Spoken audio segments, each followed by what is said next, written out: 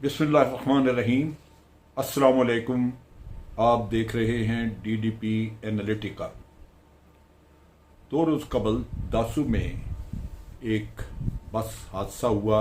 हादसा कह लीजिए या दहशतगर्दी का वाक़या। इस हादसे में 12 अफराद हलाक हुए, जिनमें से 9 चाइनीज़ थे और 3 पाकिस्तानी। बड़ा दिलदोज़ वाक़या। काफ़ी इसकी वजह से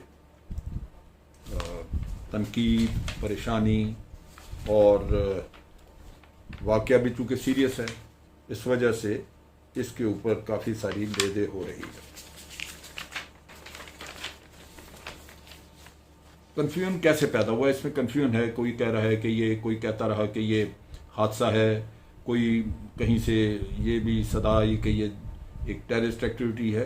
कन्फ्यूजन यूँ हुआ कि सेनेट में डॉक्टर बाबर अवान, उन्होंने सुबह स्टेटमेंट दी और उन्होंने कहा जी कि दासू में इस तरह बस के ऊपर धमाका हुआ है, एक दहशतगर्दी की कार्रवाई हुई जिसकी मजम्मत की जानी चाहिए, यानी सेनेट मजम्मत करे। लेकिन उसके बाद फॉरेन ऑफिस ने जो बयान जारी किया उसमें कहा गया कि ये एक हादसा था जहां एक गाड़ी टेक्निकल ख़राबी की वजह से वो खाई में गिर गई, दरिया के करीब, और इस तरह गिरने से उसमें ये हलाकतें हुई। अब ये वाकई वाक़या इस तरह हुआ। चूंकि इलाका दूर दराज है, वहाँ से कम्युनिकेशन नहीं है, ख़बरें नहीं आ सकती, सही बातचीत पता नहीं चलती, तहकीकाती लोग वहाँ मौजूद नहीं थे, वो पहुँचने में देर लगी। लिहाजा जब तक इसकी असल तफसील, असल हक़ाइक़ इसके सामने आए, इस तरह का कन्फ्यूजन मच चुका था, एक दिन गुजर चुका था और दाएं बाएं ये ख़बरें मुख्तलिफ शक्ल में फिर रही। अब जब ये इसकी तहकीकात हुई, जाके वक़ूआ को देखा गया और वहाँ पे इसके सारी कड़ियाँ जोड़ी गईं, तो जो तफसील पता लगती है वो ये है कि ये कैंप से, अपने कैंप से ये लोग अपने काम करने की जगह पे जा रहे थे और इसमें 2 बसें थीं। एक में सारे चाइनीज़ बैठे हुए थे, दूसरी में चाइनीज़ और कुछ पाकिस्तानी थे।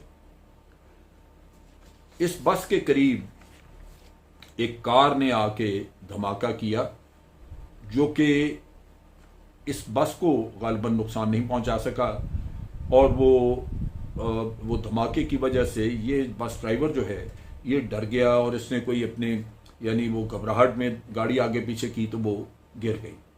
इससे अगली जो दूसरी गाड़ी है उसके शीशे वीशे को टूटे, लेकिन उसमें सारे लोग महफूज थे। अब जब इस बस का मुआयना किया गया तो इसके ऊपर ना कोई एक्सप्लोसिव के निशान थे, कोई बारूद नहीं, कुछ नहीं, कोई ऐसी चीज़ नहीं। तो अंदाज़ा यही था कि ये बस गिरी है और उसी से हलाकत में वह हुई, गिरने से ही है, लेकिन वो धमाका इफेक्टिव ना हो सका क्योंकि वो गालिबन कार को टकराना चाह रहा था, लेकिन कार जो है वो थोड़े फासले पे फटी। अब हैरानी की बात है कि वहाँ पे ना तो कोई गड़ा है और ना ही ज़मीन पे कोई ऐसे निशानात मिले। लेकिन बाद में और यहाँ पे ये भी हैरानी की बात कि अगर कार थी तो कार के कुछ पुर्जे को चीज़ें मिलती, लेकिन वो भी नहीं। जब तहकीकात हुई, जगह की छानबीन हुई, तो फिर पहाड़ी के दूसरी तरफ कार का सारा ढांचा मिला और उसमें वो जो खुदकुश धमाका वाला था लड़का या आदमी जो भी, उसके भी बॉडी पार्ट्स वगैरह मिले। तो उससे जाके अंदाज़ा हुआ कि ये एक दहशतगर्दी का वाक़या था, लेकिन जो कार में जो बस में हलाकतें हुई वो गिरने से हलाकतें हुई। बहरहाल इसकी मज़ीद तफसीलात पता लगेंगी। ये एक थ्योरी है, एक अंदाज़ा है, क्योंकि जाए वकूआ पे न गड़ा है ना ही कार के पार्ट्स वहाँ मिले हैं, लेकिन ये चीज़ जो है ये किसी हद तक प्लॉजिबल नज़र आती है। वज़ीर आज़म ने चाइना के वज़ीर आज़म से टेलीफोन पे बात की, इज़हार अफसोस किया और उन्हें यकीन दहानी कराई कि ये हमारी ज़िम्मेदारी है, चाइनीज़ मेहमान हमारे हैं, इनकी हिफाजत करना हमारी ज़िम्मेदारी है, और पाकिस्तान इसमें पहले ही बहुत कुछ कर चुका है, लेकिन इसमें मज़ीद बेहतरी लाई जाएगी।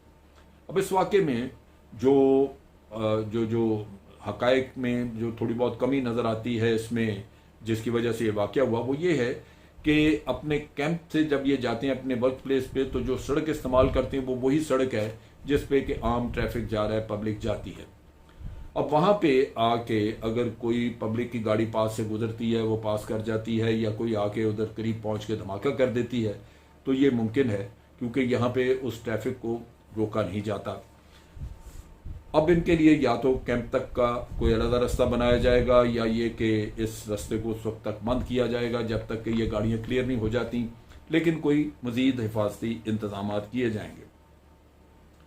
इस सिलसिले में प्राइम मिनिस्टर ने अहकाम भी जारी किए हैं कि वज़ीर दाखिला और वज़ीर ख़ारजा दोनों चाइना जाएंगे और वहाँ पे जाके ताज़ियत भी करेंगे, और उसके साथ साथ मज़ीद जो मालूमात देनी है उनको, या उसके बारे में जो कुछ भी मज़ीद बातचीत करनी है वो करेंगे।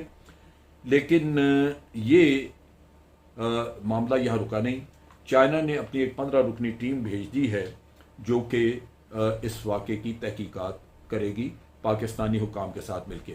वो पहुँचे यहाँ पे, पाकिस्तानी हुकाम ने उनकी ब्रीफिंग वगैरह की, फिर उनको जाए वकूआ पे लेके गए, वहाँ भी उनको शवाहिद वगैरह दिखाए गए, और उसके साथ हम मिलके तो काम किया जा रहा है। अभी तक किसी दहशतगर्द तंजीम ने इसकी जिम्मेदारी भी कबूल नहीं की जिससे पता चले, लेकिन चाइना का ये कहना है कि दहशतगर्द तंजीम कोई जिम्मेदारी ले न ले, हम इसकी खोज निकालेंगे लगा के, और हर वो शख्स या हर वो अदारा या हर वो मुल्क जो भी इसमें मुलव्वस हुआ उसके साथ निपटाया जाएगा अच्छी तरह।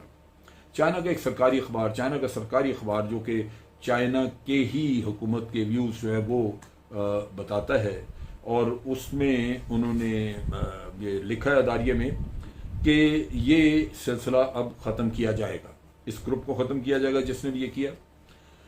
उन्होंने कहा कि पाकिस्तान ने सिक्योरिटी के लिए बहुत ज़बरदस्त इंतज़ाम किए हुए हैं, लेकिन फिर भी कहीं कुछ कमी रह जाती है। अब वो यहाँ पे इन इंतज़ामात को बेहतर करने की तरफ पाकिस्तान के साथ तावन करेंगे और इसमें बेहतरी लाई जाएगी ताकि यहाँ काम रुके नहीं, काम चलता रहे।